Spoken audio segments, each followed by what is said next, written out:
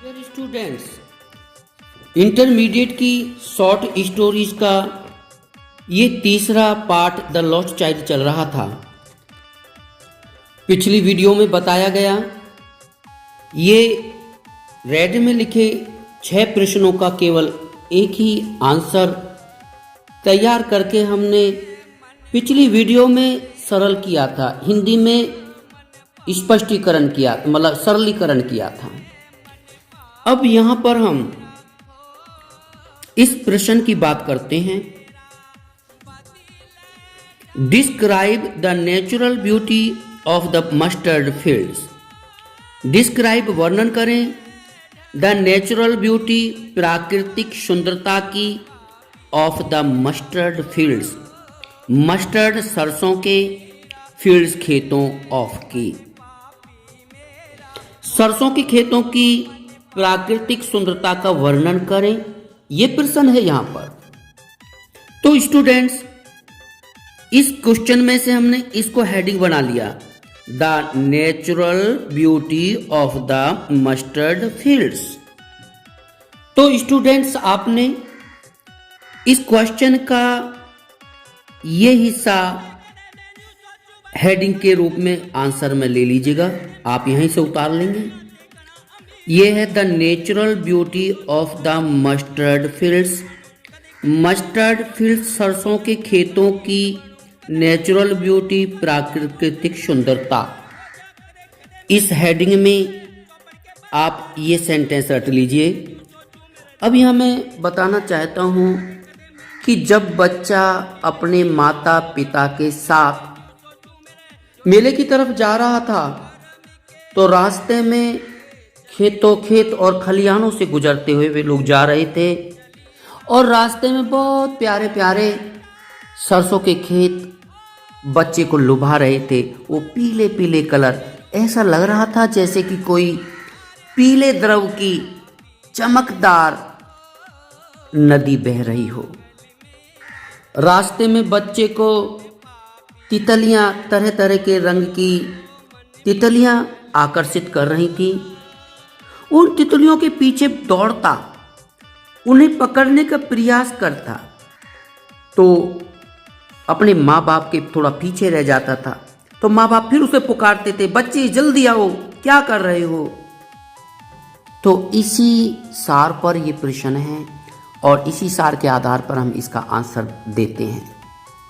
तो पहले आपने हेडिंग बनाया the natural beauty of the mustard fields, सरसों के खेतों की प्राकृतिक सुंदरता। इसमें याद कर लीजिए, इट यह है, यह क्या, मस्टर्ड फील्ड्स यानी सरसों के खेत। इट लुक्ड, ऐसे लग रहा था, एज इफ माने मानो की या जैसे कि। इट के साथ वॉज आना चाहिए, लेकिन इट के साथ वर का प्रयोग किया गया है।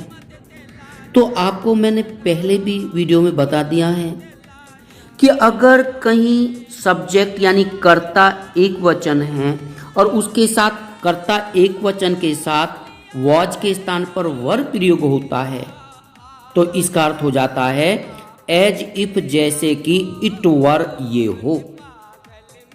ए रिवर, एक नदी, of yellow liquid light, yellow पीले, लिक्विड कहते हैं द्रव, बहने वाली चीजें, लाइट रोशनी। तो यहां पर बताया गया कि सरसों के खेत की प्राकृतिक सुंदरता के बारे में कि वो खेत लग रहे थे जैसे कि, यानी मानो कि पीले द्रव की रोशनी की नदी हो।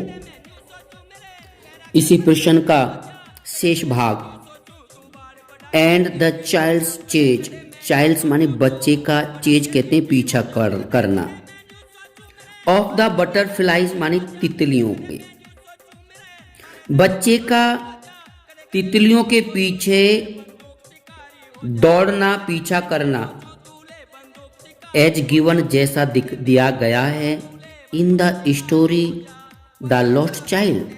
द लॉस्ट चाइल्ड कहानी में डिस्क्राइब वर्णन करें, यानी ये वर्णन करें कि बच्चा तितलियों के पीछे चेज करता है, पीछा करता है उनका। जैसा इस कहानी में ये चीज़ यहाँ पर बताई गई है, दिखाई गई है, उसका डिस्क्राइब करें, उसका वर्णन करें। इस प्रश्न के जवाब में the child's chase of the butterflies, इसको हेडिंग के रूप में ले लिया गया है। ये प्रश्न से उतार लीजिए। The child's chase of the butterflies, तितलियों का पीछा, बच्चे के द्वारा तितलियों का पीछा करना। इसमें आप जवाब दे सकते हैं, जैसा कि आप लोगों को बताया गया कि बच्चा जब अपने माता पिता के पीछे पीछे चल रहा था तो वो पीछे पीछे खेत में उड़ रही रंग बिरंगी तितलियों को देख रहा था, उनसे वो आकर्षित होता था, उनका पीछा करता था। तो लिखा है इस हेडिंग में, ये 2 सेंटेंस रट लें। The child entered the mustard field. The child, बच्चा ने, एंटर्ड माने प्रवेश किया या घुस गया, द मस्टर्ड फील्ड, सरसों के खेत में। बच्चा सरसों के खेत में एंटर कर गया। ही वॉज चेजिंग, ही वह, वॉज था, चेजिंग पीछा कर रहा, ही वॉज चेजिंग वो पीछा कर रहा था, द बटरफ्लाइज तितलियों का, एंड और ट्राइंग कोशिश कर रहा था, टू कैच पकड़ने का, देम उन्हें, इन हिज हैंड अपने हाथ में। बच्चा सरसों के खेत में घुस गया, वह तितलियों का पीछा कर रहा था और उन्हें अपने हाथ में पकड़ने का ट्राई यानी कोशिश कर रहा था। इससे अगला प्रश्न है, what did the child see. The child, बच्चे ने, व्हाट क्या, डिड सी देखा, द जगलर, सपेरे को, जादूगर को डूइंग करते हुए।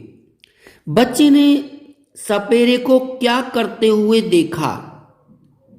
तो यहां पर एक छोटा सा आंसर याद कर लीजिए, ये बस व्हाट डूइंग क्या कर रहा था, जगलर क्या कर रहा था, वो जादूगर या बाजीगर या सपेरा कुछ भी कहिए, वो क्या कर रहा था। तो सीधी सी बात है, वो डूइंग क्या डूइंग कर रहा था, वो प्लेइंग माने बजाना, यहाँ प्ले माने खेलना नहीं है, प्लेइंग बजा रहा था।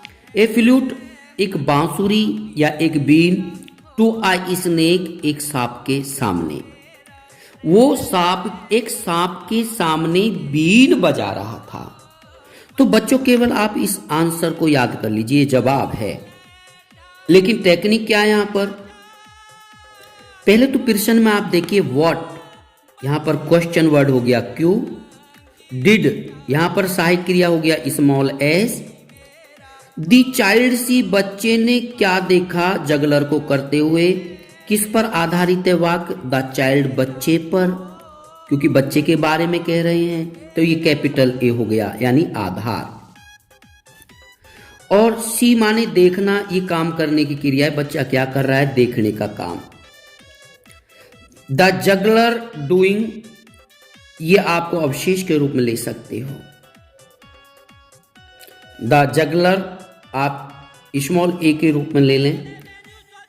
अब हम क्या लिखेंगे यहां पर, आप इसके लिए ASHOKA सूत्र लगाएं और जवाब।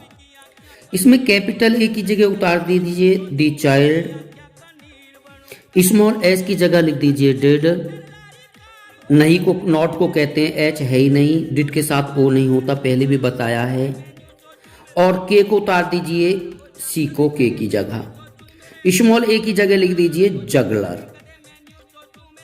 तो इसके बाद और जो जवाब है वो जवाब आपने रट रखा है, playing a flute to a snake, इसे लिख दीजिए यहां पर playing a flute to a snake, ये जवाब के स्थान पर लिख दीजिए। अब आपको मैं पहले बता चुका हूं कि अगर डिड और के कुछ भी है, चाहे लिखना पढ़ना रोना, इसके बीच अगर आधार या नॉट, इन दोनों में से कोई सा भी नहीं है, तो डिड को के में समाया माना जाता है, यानी डिड खत्म हो गया यहाँ से, और के में डिड समाता है तो के सेकंड फॉर्म हो जाता है, और सी की सेकंड फॉर्म होता है सा। तो आप इस सी को काट कर सा लिख दीजिए, SAW सा। और आपका आंसर हो गया, the child saw the juggler playing a flute to a snake. The child बच्चे ने, सा देखा, द जगलर सपेरे को, प्लेइंग बजाते हुए, अ फ्लूट एक बांसुरी, टू अ स्नेक सांप के सामने। आप कहोगे डूइंग क्यों नहीं लिया?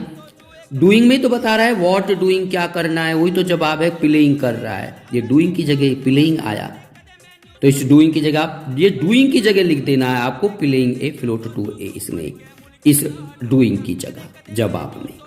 जवाब में जहां भी ये डूइंग है, डूइंग इक्वल टू लिख दीजिए playing a flute to a snake, सूत्र में ये सब चीजें रखकर। बच्चों ये टेक्निक इसलिए बता रहा हूँ, ये सभी प्रश्नों में, बहुत प्रश्नों में ये टेक्निक यही काम कर देगी। तो इसके लिए आपको केवल 2 या 3 वर्ड्स याद करने पड़ते हैं उत्तर के रूप में, बाकी आप प्रश्न से ही बना लेते हैं, वहीं से नकल कर लेते हैं। तो इसलिए मैंने इस विधि को आपको बता रहा हूँ, वैसे आपकी मर्जी किसी तरीके से आप याद कर सकते हो। तो आपके प्रश्न का जवाब हो गया, what did the child see the juggler doing. बच्चे ने सपेरे को क्या करते हुए देखा। इसमें जवाब होगा, the child saw the juggler playing a flute to a snake. बच्चे ने सॉ देखा, द जगलर सपेरे को, प्लेइंग बजाते हुए, अ फ्लूट एक बीन, टू अ स्नेक एक सांप के सामने। इसी प्रश्न का शेष भाग है, वाई डिडंट। वाई डिडंट का मतलब वाई डिड, इसको हम ऐसे भी लिख सकते हैं, वाई डिड, ही के बाद नॉट लगाएंगे, why did he not stay there. Okay, यहां पर डिड और नॉट को, डिड में नॉट को जोड़ के यहां डिडंट कर दिया है डायरेक्ट। तो why did he not stay there, he वह है यानी बच्चा, वाई क्यों, डिड नॉट स्टे, स्टे माने रुका, देयर वहां, बच्चा वहां पर क्यों नहीं रुका। तो स्टूडेंट्स आप लोग तो जानते हो, क्योंकि उसके माता पिता बड़े कठोर थे। जब भी वो रुकता था या किसी चीज पर लालायित होता था, आकर्षित होता था, तो उसके माता पिता उसे आंखें दिखाते थे, और डर की वजह से फिर बेचारा उनके साथ साथ चल देता था। यहां जब बीन बजाते हुए सपेरे को देखा, तो बच्चा को उस बीन का म्यूजिक अच्छा लगा, वो बैठकर सुनना चाहता था। उस जगलर के पास वो गया भी, परंतु उसके माता पिता ने उसे वहां पर रुकने नहीं दिया। तो प्रश्न हो गया कि वह बच्चा वहां पर क्यों नहीं रुका। तो आप लोगों ने देखा कि why did he not stay there, वो बच्चा वहां क्यों नहीं ठहरा, क्यों नहीं रुका। इसका जवाब आप डायरेक्ट रख सकते हैं, because of his parents refusal. His उसके पेरेंट्स माता पिता के, रिफ्यूजल कहते हैं मनाही, या उसका माता पिता मना कर देते थे ना, और बिकॉज माने ऑफ के, बिकॉज कारण, उसके माता पिता की मनाही के कारण। ये जवाब आपको केवल यही रट लेना है इस प्रश्न के लिए, because of his parent refusal. अब इसको फिट कैसे करना है, इसके लिए पहले ये जो क्वेश्चन है इसमें वाई क्वेश्चन वर्ड हो गया, डिड यहां पर स्मॉल एस हो गया, ही बच्चा उस पर आधारित है वाक्य तो कैपिटल ए आधार हो गया, नॉट को स्मॉल एच कहते हैं हम, स्टे माने ठहरना, रुकना, ये काम करने की क्रिया है, क्रिया ये हो गई, देयर स्मॉल ए समझ लीजिए अवशेष। अब यहां पर हमने फॉर्मूला लगा लिया, ASHOKA अशोकार जवाब।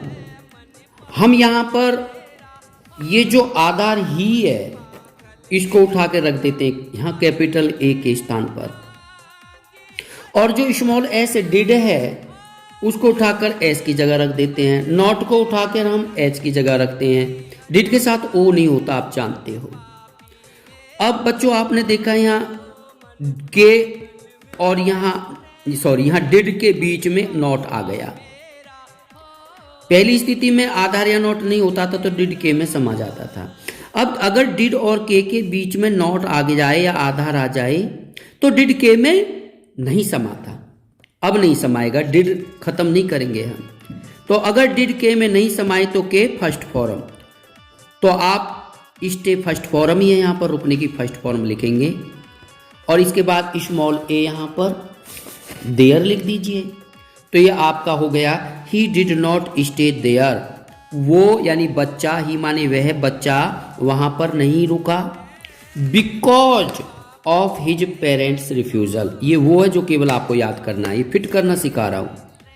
Because of his parents refusal, अपने माता पिता की मनाही के कारण, यानी वह अपने माता पिता की मनाही के कारण वहां पर नहीं रुका। तो बच्चों अगर आपको ये समझ में आ जाए टेक्निक, तो मैंने इस टेक्निक को समझा दिया। इसमें केवल 2-3 वर्ड्स आपको उत्तर रटने हैं, बाकी तो आप इस टेक्निक से फिट कर दीजिएगा। अगर बच्चों आप डायरेक्ट इस आंसर को तैयार करना चाहते हैं, टेक्निक के चक्कर में नहीं पढ़ना चाहते, तो आप डायरेक्ट भी याद रख सकते हो। आप जवाब दे दीजिएगा। दी चाइल्ड सॉ, बच्चे ने देखा, दी जगलर, सपेरे को, प्लेइंग, बजाते हुए, अ फ्लूट, एक बीन, टू अ स्नेक, सांप के सामने। बट परंतु ही डिड नॉट स्टे, वो नहीं रुका, देयर वहां, because of his parents refusal, अपने माता पिता की मनाही के कारण। अब हम अगले क्वेश्चन की बात करते हैं। क्वेश्चन 10, वॉट थिंग्स, क्या वो चीजें थी, वॉट थिंग्स, किन चीजों ने, एट्रैक्टेड, एट्रैक्ट किया, आकर्षित किया, दी चाइल्ड, बच्चे को, इन द फेयर, मेले में, before he was last, he was lost, वो खो गया था, इससे बिफोर यानी पहले। बच्चे के मेले में खो जाने से पहले बच्चे को मेले में किन चीजों ने आकर्षित किया। यहां भी एक छोटी सी ट्रिक लाया हूं बच्चों बनाकर। ये जो वॉट थिंग्स है ना, इस वॉट थिंग्स की जगह, इस वॉट थिंग्स के स्थान पर ये रट लो, इसे रख दो बस। और ये क्या है, वो क्या चीजें थी जिन्होंने बच्चे को आकर्षित किया।